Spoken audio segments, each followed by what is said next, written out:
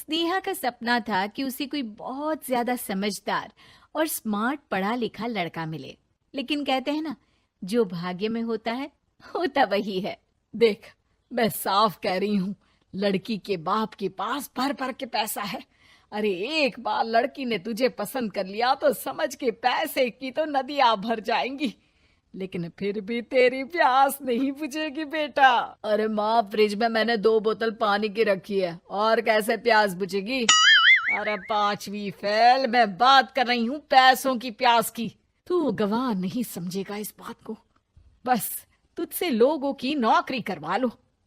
वो क्या है ना आशीष की माँ, वो सीधा है, और जिसे तू लोगों की नौकरी बोल रही है ना, वो आशीष का प्यार है अपने लोगों के लिए, जिनसे वो प्यार करता है या जिनसे जुड़ा हुआ है वो। अरे जमाना नहीं रहा वो। अरे आज की डेट में तो ना बेटा माँ का है, ना ही पति पत्नी का। कैसी बात कर रही है माँ? चाहे दुनिया यहाँ की वहाँ क्यों ना हो जाए, मैं आपके बिना नहीं रह सकता, ना ही मैं आपको कभी धोखा दे सकता हूँ। अरे हाँ, ठीक है ठीक है। देख, लड़की को पढ़ा लिखा लड़का चाहिए तो वहां चुप रहना। जबान खोलेगा तो पता चल जाएगा कि पांचवी पास है। अरे तो पढ़ा देती ना आगे। माना सौतेली माँ हो, लेकिन दहेज की लालच तो अपने बेटे जैसी ही रख रही हो। पापा ऐसा मत बोलिए ना माँ को, वो मेरी माँ है, मैं उनसे बहुत प्यार करता हूँ। अच्छा अच्छा बेटा, कुछ नहीं कहता, बस तैयार हो जा, चलते हैं और देखते हैं कि कौन है लड़की और क्या चाहती है। सभी मिलकर लड़की देखने जाते हैं, जहाँ स्नेहा आशीष को देखकर ही इम्प्रेस हो जाती है। वाह, कितना हैंडसम है, काश इससे मेरी शादी हो जाती। लेकिन पता नहीं कितना पढ़ा लिखा है। स्नेहा, लड़का बहुत अच्छा है, बेचारी की माँ दूसरी है, लेकिन देख रही है ना, हीरा भी इतना चमकीला नहीं होगा जितना कि ये। स्नेहा को समझ नहीं आता कि वो क्या करे। वो आशीष से मिलती है, उसकी सादगी, उसकी बातें उसे भा जाती है। मैंने नहीं सोचा था कि इतना पढ़ा लिखा लड़का मुझे मिलेगा। मैं शादी करने के लिए तैयार हूँ। और फिर स्नेहा और आशीष की शादी हो जाती है। शादी के बाद सासू माँ कहती है, अरे बेटा, वो तेरे जेवर मुझे दे दे, मैं संभाल कर रख दूंगी। स्नेहा, जो कि खुद भी एक समझदार लड़की थी, नहीं नहीं, मैं अपने जेवर नहीं दूंगी। उसके लिए तो मैंने पहले ही लॉकर खुलवा लिया था माँ जी। ये मेरी कुछ आर्टिफिशियल ज्वेलरी है, इसे रख लीजिए। वैसे मेरी अलमारी में जगह नहीं है ना। सास बेचारी नई नई बहू से क्या उलझती। सुनिए जी, मैंने आपके लिए खाना और नाश्ता बना दिया है। ऑफिस कब जाना है? कौन से ऑफिस में? मैं तो घर का सारा काम करता हूँ। हाँ, क्या बात कर रहे हैं? इतना पढ़ लिख कर आप घर का काम क्यों करते हैं? कितना पढ़ लिख कर?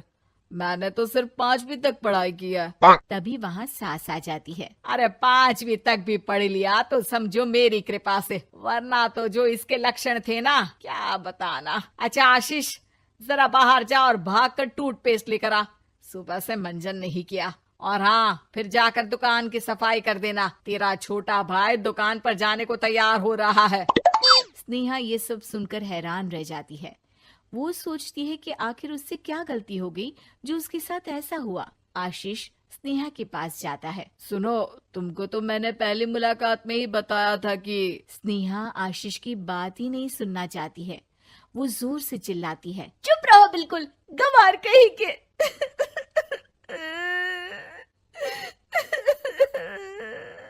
कितना बड़ा धोखा हो गया मेरे साथ। अब मैं इस घर में नहीं रह सकती।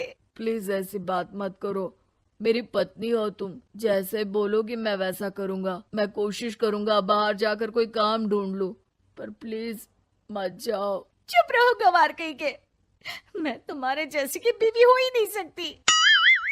आशीष स्नेहा को लाख समझाने की कोशिश करता है, लेकिन वो अपने मायके चली जाती है। माँ चलिए ना, स्नेहा को मना कर लेकर आते हैं। अरे जाओ, बनाने जाए मेरी जूती।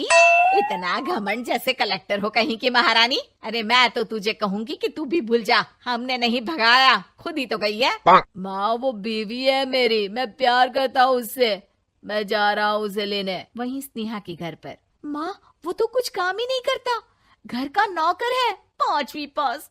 मैं नहीं रह सकती ऐसे आदमी के साथ माँ।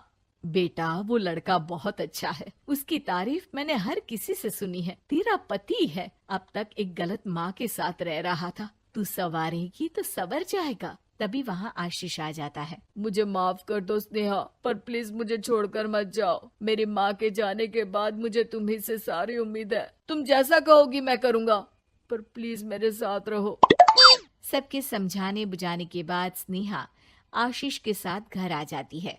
आ गई महारानी, अब आई हो और सच्चाई भी पता चल गई है, तो थोड़ा तमीज से पति के साथ घर देख, रसोई संभाल और हम सबकी सेवा कर। देखो, मैं अब इस घर में बंटवारा चाहती हूँ। जो मेरे पति का हिस्सा है वो उसे मिले और वो आज से कोई काम नहीं करेंगे। हिस्सा ले लो, लेकिन कमाओगे क्या, खाओगे क्या, धूल मिट्टी।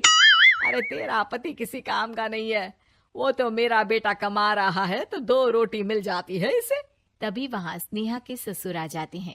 मैंने एक बंद फैक्ट्री को पहले ही आशीष के नाम कर दिया है और घर के 2 तल्ले में 1 तल्ला ले लो। मैं तो आशीष के पास रहूंगा, वकील थोड़ी देर में आता ही होगा। अरे जाओ जाओ, 2 दिन में भूख से तड़प कर सब वापस आ जाओगे। बढ़िया आई बहू बेटे वाली। फिर क्या था, स्नेहा आशीष के साथ मिलकर बंद फैक्ट्री को खोलती है और मन लगाकर काम करती है। दोनों की मेहनत रंग लाती है और आशीष अपनी मेहनत से एक सफल बिजनेसमैन बन जाता है। लेकिन एक दिन, अरे बहू बेटा आशीष, मुझे माफ कर दो, मैं भी अब तुम लोगों के साथ रहना चाहती हूँ। इस कमबख्त ने तो दुकान का बेड़ा गर्क कर दिया। वो तो आशीष था जो सारा दुकान का काम संभालता था। बेटा हमारे पास तो अब खाने को भी नहीं बचा। माँ जी, इसे कर्म के फल कहते हैं। खैर, खाना है तो आपको और आपके बेटे को काम करना पड़ेगा, समझी? हे भगवान, अब ये दिन आ गए हैं कि बहू के साथ रहने के लिए मुझे काम करना पड़ेगा। बेटा आशीष, तू ही समझाना अपनी बीवी को। पता है ना मैंने तुझे कितने प्यार से पाला है। हाँ माँ, वो तो ऐसे ही बोल रही है आपको। अरे घर में कामकाज के लिए बहुत सारे नौकर चाकर है, आप आराम से रहिए माँ।